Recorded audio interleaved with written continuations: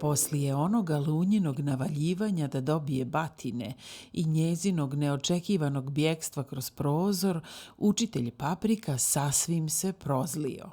Upadao je u razred ljut i mamuran i podozrivo gledao primirene đake, pa bi istom prišao po kojoj klupi i obratio se uplašenom dječaku. "Hoćeš li batina?" Ako bi mališan kazao da neće, on bi počeo zlurado da se smješka. "Nećeš, je li, momče? Da vidiš kako ćeš sad htjeti. Deder, ispruži dlan da ti ja pokažem kako nećeš batina." Prišao bi zatim drugom đaku i kad bi ovaj, uplašen sudbinom svoga druga, kazao da hoće batine, podozrivi učitelj bi se razgoropadio. "Aha, i ti li si kao ona jogunasta djevojčica, tobož hoćeš batine, a ovamo gledaš kako ćeš strugnuti kroz prozor. Stani, sad ćeš dobiti i za prozor i za skakanje." Zafijukao bi prut, digla se prašina i odjeknula dreka bijenoga, a mračni Čiča već je mjerkao novu žrtvu. "A ti, neošišani, hoćeš li batina?" Kukavni đačić nije znao šta da odgovori, jer kako god gukneš, ne gine ti jedna žestoka porcija. Zato bi se ućutao kao kornjača, glave uvučene među ramena, praveći se da nikad nije umio ni riječ da proslovi. "Aha, pa ti, bratac nemušti, nećeš ni da odgovoriš," zlurado bi zavrečao učitelj. Ček, onda će ovaj prut da progovori." Kad bi se tako sit iskalio na djeci, Paprika se penjao za katedru i otud prezrivo gunđao. "Baš mi je škola za vas, divljake seoske. Za vas je šuma i koze, a ne knjiga." Zastrašeni svakodnevnim batinama, dječaci nastaviše da se odmeću od škole. Dugonogi stric marljivo je kupio bjegunce, vodio ih u logor Tepsiju i referisao. "Jovanče, evo još jednog, nov novcat. Batine prekjuče dobio, juče pronađen u šikari više kuća. Jutros obećao da neće izdati ni četu, ni logor. Vodi ga da polaže zakletvu." Izlupani dječak veselo je jezdio na Hajdukov grob da se zakune na vjernost četi i trkom se vraćao nazad u gaj da se nagleda logora i mačkovih majstorija. A u logoru je, valja priznati, svaki dan dograđivano nešto novo. Na Žujinoj kućici, na primjer, već nekoliko dana kočila se glatka ploča sa natpisom "Kolibica kuje žuje, nek se vidi, nek se čuje." Ovo je, razumije se, sastavio pjesnik Đoko Potrk, grickajući zamišljeno kiselu stabljičicu zečijeg kupusa. Jovanče i majstor Lazar Mačak bili su neumorni u izmišljanju raznoraznih novina. Kao najuspjelija pokazala im se ipak Žujina tajna kuća. Evo kako je došlo do njezine gradnje. Na pola puta između seoskog druma i logora nalazila se jedna rupčaga od skoro metar dubine. Tu je nekad bila jama za hvatanje kurjaka, pa se tokom godina zarušila. Kod te rupe Jovanče bi često zastao i zamišljeno je razgledao, dok jednoga dana ne reče mačku: "Majstore, sad sam se nešto sjetio. Od ove bi se jame mogla načiniti Žujina tajna kuća." Mačku nije trebalo ništa dalje pričati. Odmah se dosjetio o čemu se radi i već je izlagao svoj majstorski plan. "Treba iskopati bar još jedno pola metra u dubinu, zidove treba malo nabiti da se zemlja ne ruši, dolje prostrijeti paprat, a odozgo pokriti suvim granama i šušnjem, da se ne primijeti," dodade Jovanče. "Tu bi svake noći mogli sakriti kuju, pa bude li neko po mraku pošao prema našem logoru, ima da upadne pravo kod Žuje."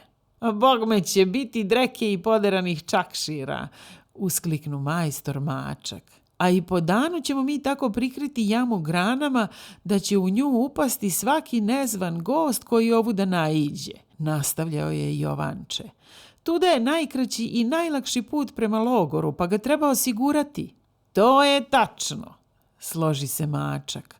"Ako jednom bubne u ovu rupu, neće mu bar 3 dana padati na um da dalje produži."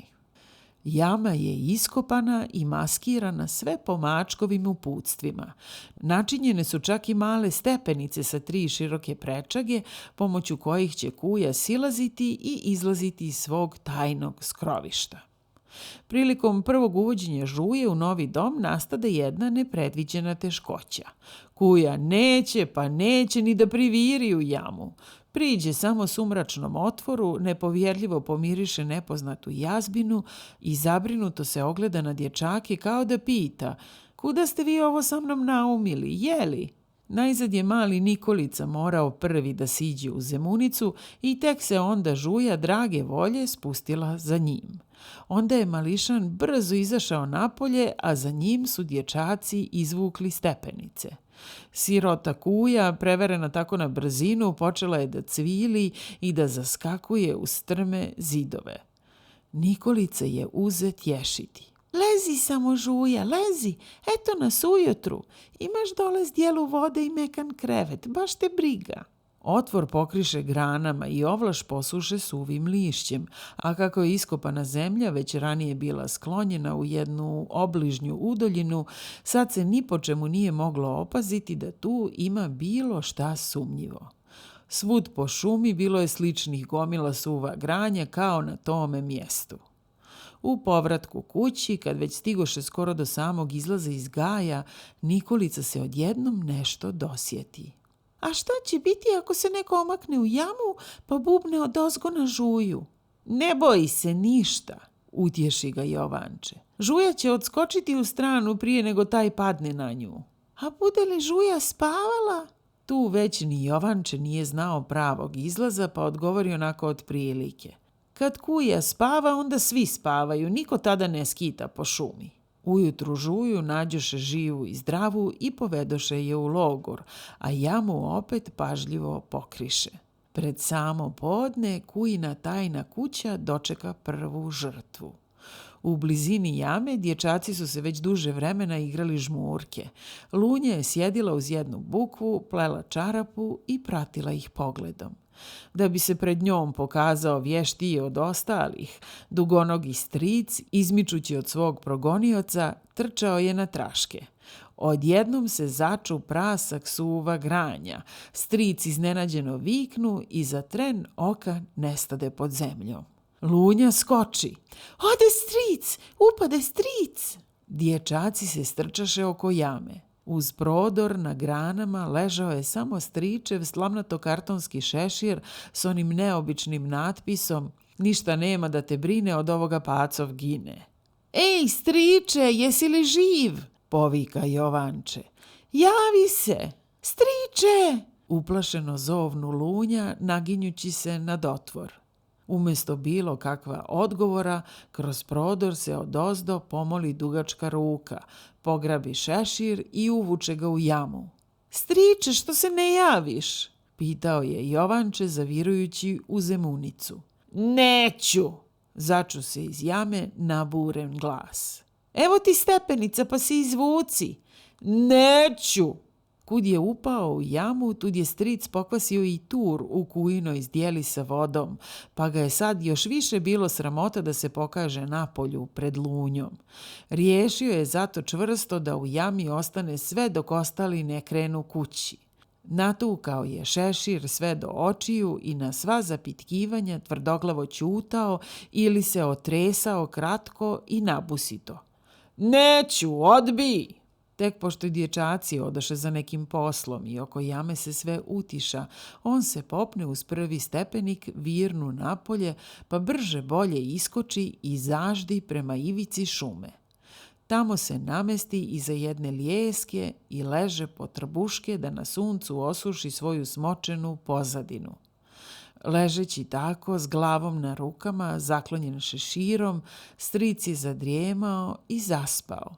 Odjednom se granje na ljeskovom žbunu oprezno razmače i krozanj se pomoli ušiljeno lisičje lice nekakvoga starca. On se začuđeno zagleda u natpis na dječakovu šeširu i poče lagano da sriče slovo po slovo, a onda se zlurado isceri. A tu li se kriješ, ptičice?